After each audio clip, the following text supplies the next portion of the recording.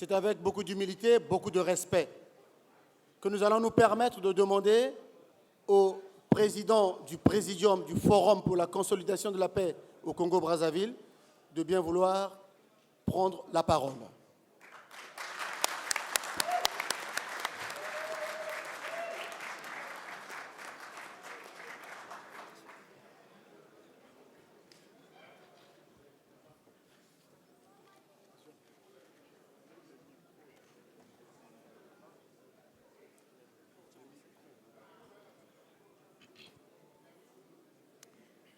Excellences, Monsieur l'ambassadeur du Congo en République française,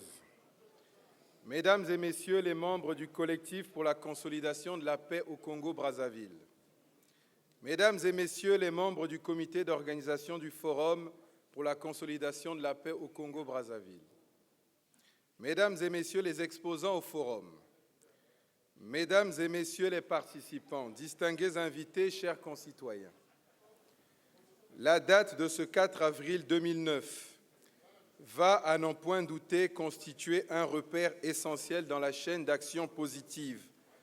entreprise ici et ailleurs, pour faire émerger la culture de paix et de tolérance entre les Congolais et contribuer ainsi à la formation de la conscience nationale,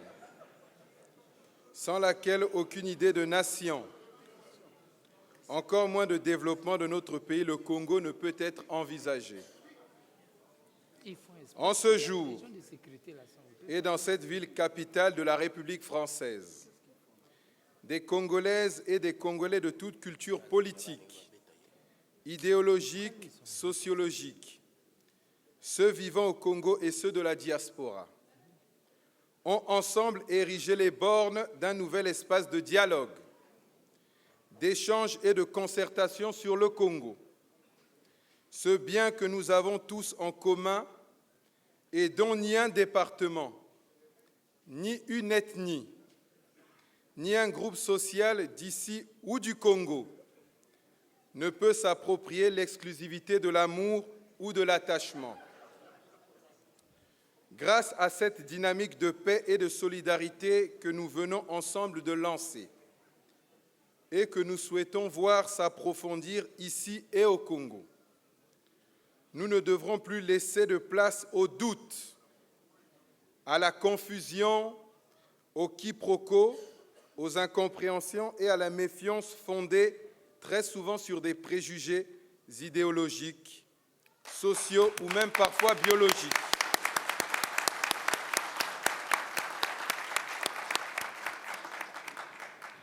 Bien évidemment, il ne s'agit pas pour nous de faire en ces lieux l'apologie de la pensée unique ou du nivellement par le bas, bien au contraire. Nous soutenons de toutes nos forces le foisonnement d'idées et de propositions fortes et novatrices pour notre pays, qui sont la preuve de la vitalité de son principal facteur de développement, les ressources humaines.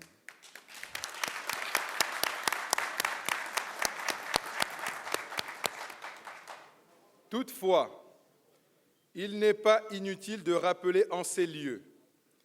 que la politique ne trouve sa sublimité que lorsqu'elle se fait dans l'intérêt de la collectivité. Les idées et propositions faites pendant ce forum pour notre pays, quelle que soit leur pertinence,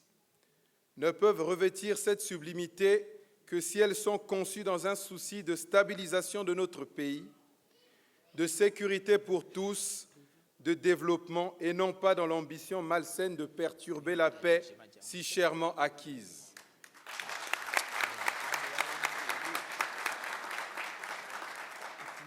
Sous cet angle, la dimension de l'œuvre que nous venons d'accomplir tous ensemble trouve tout son sens et toute son opportunité.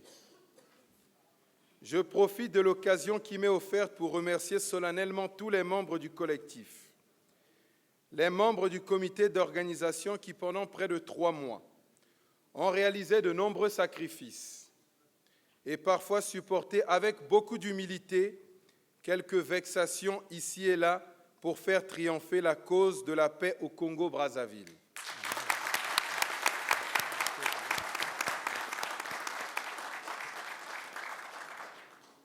Je ne saurais terminer mon propos sans lancer un appel à tous nos frères et sœurs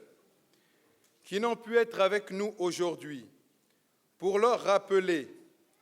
que la dynamique de la consolidation de la paix lancée ce jour est ouverte à tous et à toutes, car au-delà des ambitions certainement légitimes des uns et des autres, il y a notre pays à tous, le Congo, sans lequel ces ambitions n'auraient aucun fondement. Au nom du collectif et en mon nom personnel, je remercie tous les exposants pour la richesse, la densité et la qualité des informations qu'ils ont mis à la disposition du forum. Je remercie tous les invités qui ont témoigné par leur présence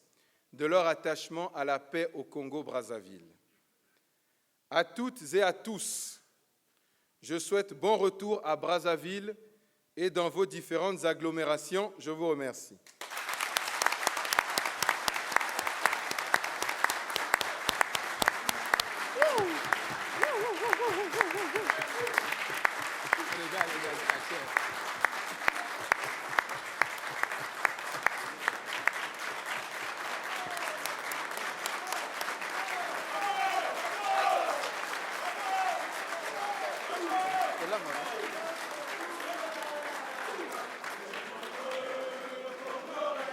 Bon, mais